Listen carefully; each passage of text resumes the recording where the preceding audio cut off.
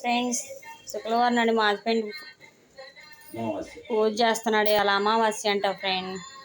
అందరూ ఇలా పొద్దున్నే లేచి పూజ చేసుకుంటే చాలా మంచిదంట ఫ్రెండ్స్. చూడండి ఫ్రెండ్స్, ప్రదోషకాలంలో ఇలా పూజ చేస్తే చాలా మంచి జరుగుతుందంట ఫ్రెండ్.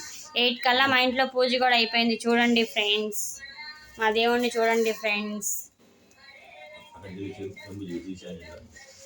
చూడండి ఫ్రెండ్స్, ఈరోజు అమావాస్యని ఈశాన్యం మూల ఇలా చెమ్ము పెట్టి ఉప్పు పసుపు కుంకుమ ఇలా వేసి ఇలా పూజ చేసి ఇలా పెడితే చాలా మంచి జరుగుతుందంట ఫ్రెండ్.